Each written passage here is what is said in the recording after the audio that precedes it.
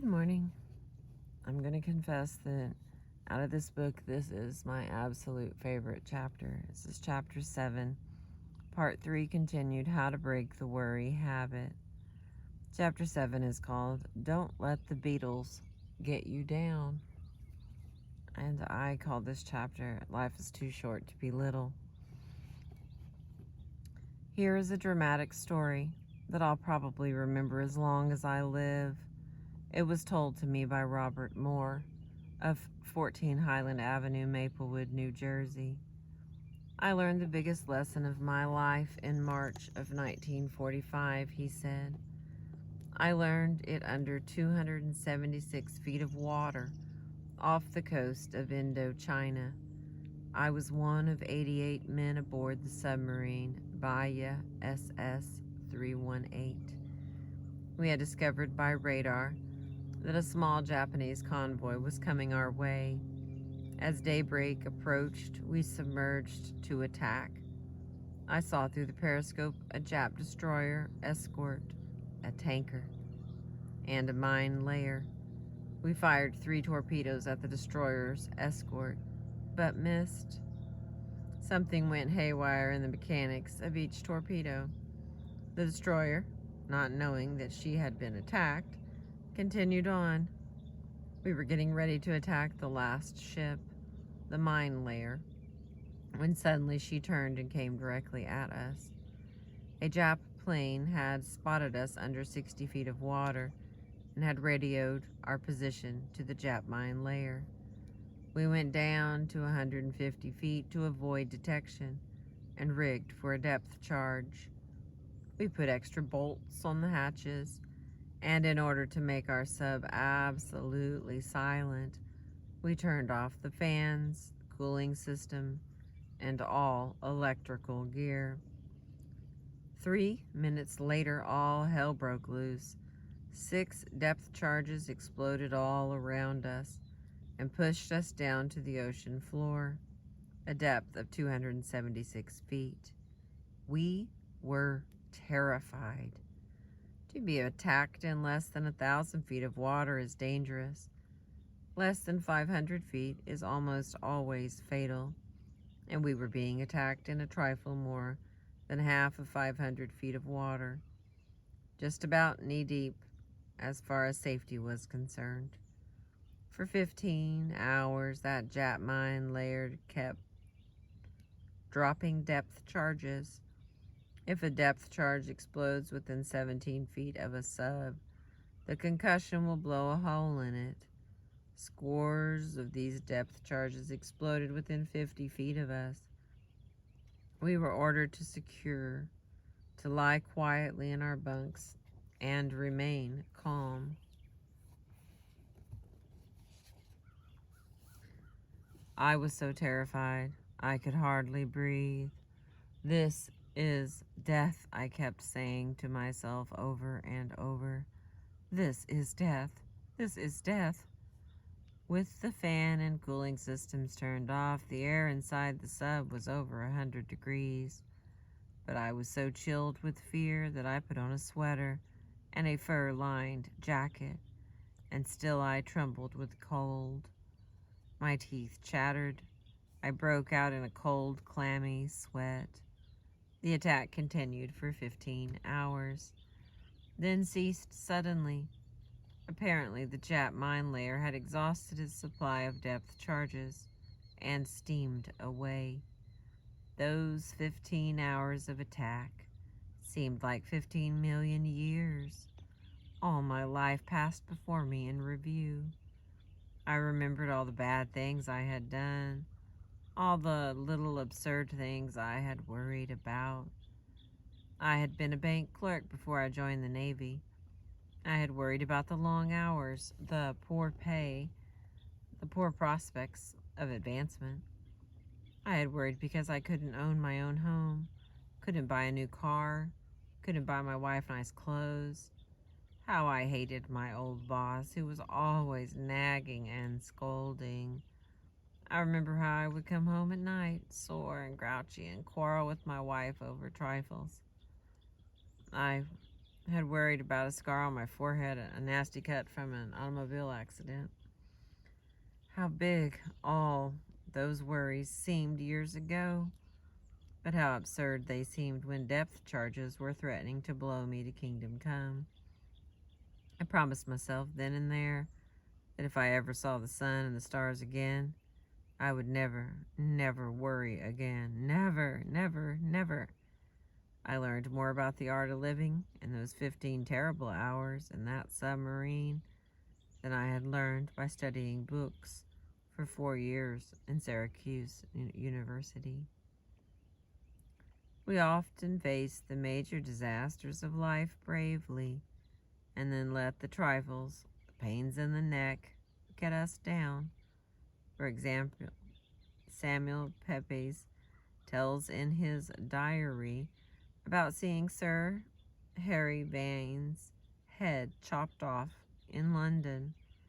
As Sir Harry mounted the platform, he was not pleading for his life, but was pleading with the executioner not to hit the painful boil on his neck. That was another thing that Admiral Byrd discovered down in the terrible cold and darkness of the polar nights, that his men fussed more about the pains in the neck than about the big things. They bore, without complaining, the dangers, the hardships, and the cold that was often 80 degrees below zero. But, says Admiral Byrd, I know of bunkmates who quit speaking because each suspected the other of inching his gear into the other's allotted space. And I know of one who could not eat unless he could find a place in the mess hall, out of sight of the Fletcherist, who solemnly chewed his food 28 times before swallowing. In a polar camp, says Admiral Byrd, little things like have the power to drive even discipled men to the edge of insanity. And you might have added, Admiral Byrd, that little things in marriage drive people to the edge of insanity and cause half the heartaches in the world. At last, that is what the authorities say. At least that is what the authorities say.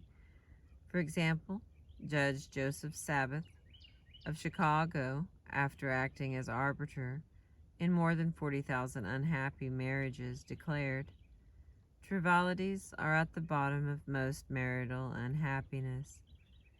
And Frank S. Hogan, District Attorney of New York County, says, fully half the cases in our criminal courts originate in little things: barroom bravado, domestic wrangling, an insulted remark, a disparaging word, a rude action. Those are the little things that lead to assault and murder. Very few of us are cruelly and greatly wronged. It is the small blows to our self-esteem, the indignities, the little jolts to our vanity, which cause half the heartaches in the world. When Eleanor Roosevelt was first married, she worried for days because her new cook had served a poor meal. But if that happened now, Miss Roosevelt says, I would shrug my shoulders and forget it. Good. That is acting like an adult emotionally. Even Catherine the Great, an absolute autocrat, used to laugh the thing off when the cook spoiled a meal. Miss Carnegie and I had dinner at a friend's house in Chicago. While carving the meat, he did something wrong. I didn't notice it, and I wouldn't have cared even if I had noticed it. But his wife saw it and jumped down his throat right in front of us. "John," she cried, "watch what you are doing. Can't you ever learn to serve properly?" Then she said to us, "He is always making mistakes. He just doesn't try. Maybe He didn't try to carve, but I certainly give him credit for trying to live with her for 20 years. Frankly, I would have rather eaten a couple of hot dogs with mustard in an atmosphere of peace than to have dined on Peking duck and shark fins while listening to her scolding. Shortly after that experience, Miss Carnegie and I had some friends at our home for dinner. Just before they arrived, Miss Carnegie found that 3 of the napkins didn't match the tablecloth. I rushed to the cook, she told me later, and found that the other 3 napkins had gone to the laundry. The guests were at the door.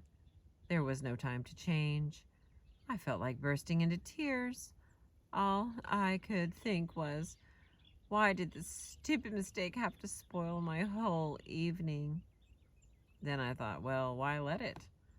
I went into dinner determined to have a good time, and I did.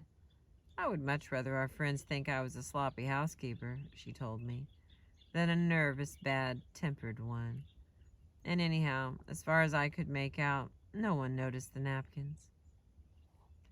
A well-known legal maxim says, de minimis non curat lex.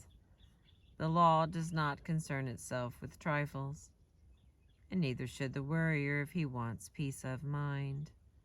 Much of the time, all we need to overcome the annoyance of trifles is to effect a shifting of emphasis, set up a new and pleasurable point of view in the mind. My friend Homer Croy, who wrote They Had to See Paris and a dozen other books, gives a wonderful example of how this can be done. He used to be driven half crazy while working on a book, by the rattling of the radiators in his New York apartment. The steam would bang and sizzle, and he would sizzle with irritation as he sat at his desk. Then, said Homer Croy, I went with some friends on a camping expedition.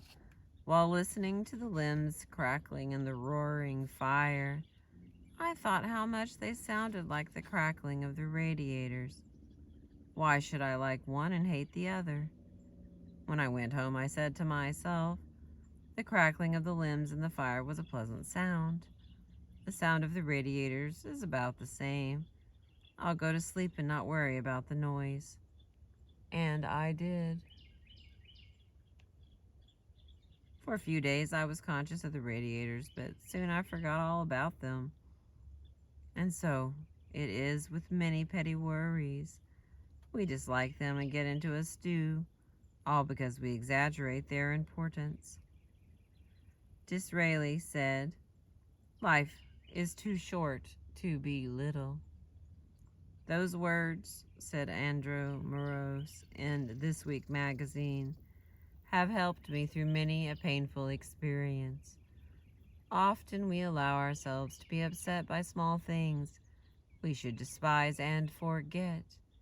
Here we are on this earth with only a few more decades to live, and we lose many irreplaceable hours brooding over grievances that in a year's time will be forgotten by us and by everybody.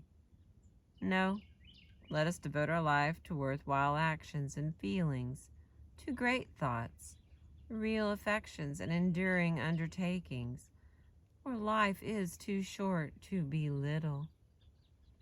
Even so illustrious a figure as Rudyard Kipling forgot at times that life is too short to be little. The result?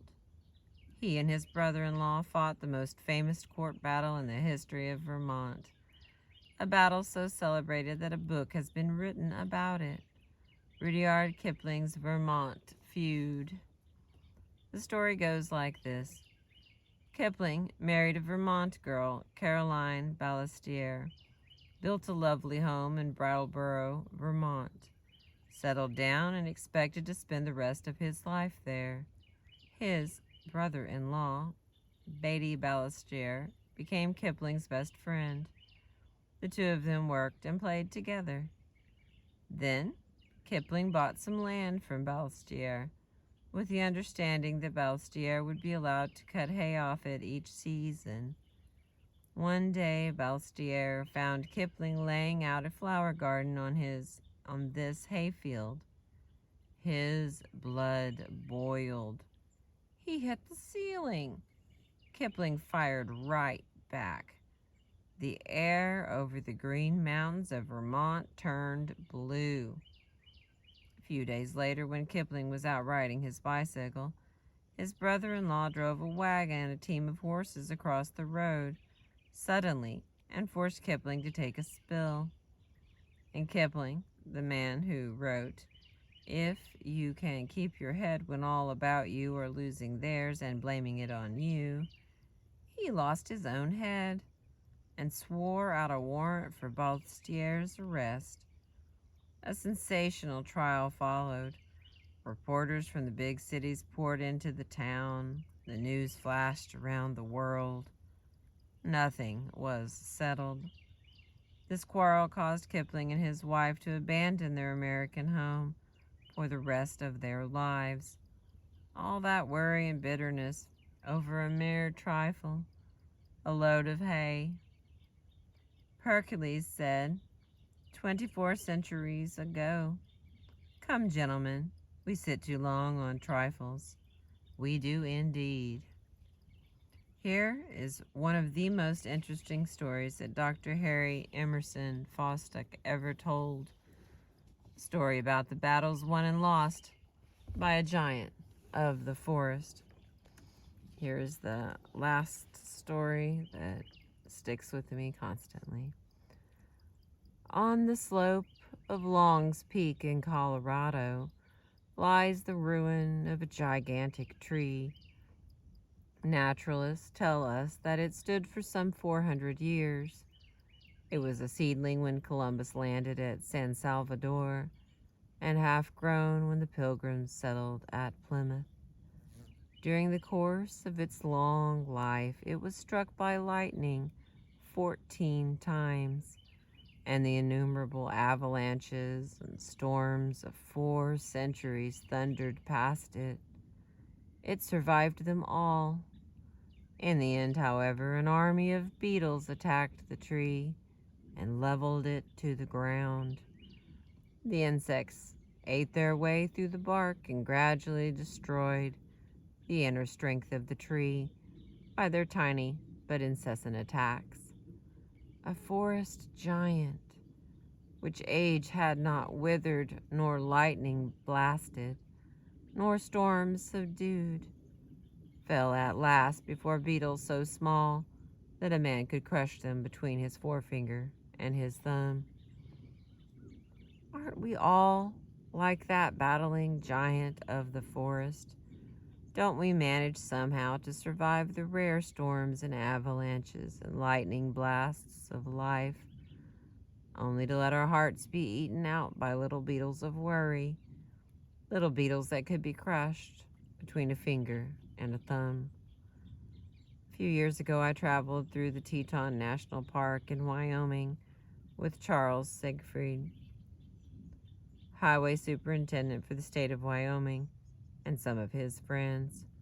We were all going to visit the John D. Rockefeller estate in the park, but the car in which I was riding took the wrong turn, got lost, and drove up to the entrance of the estate an hour after the other cars had gone in.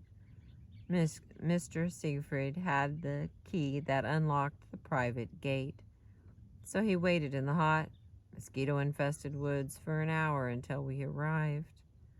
The mosquitoes were enough to drive a saint insane, but they couldn't triumph over Charles Siegfried. While waiting for us, he cut a limb off an aspen tree and made a whistle out of it. When we arrived, was he cussing the mosquitoes?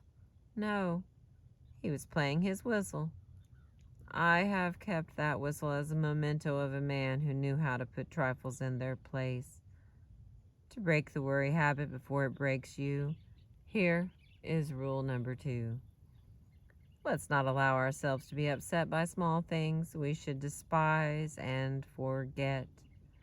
Remember, life is too short to belittle. Thank you for listening. I appreciate you.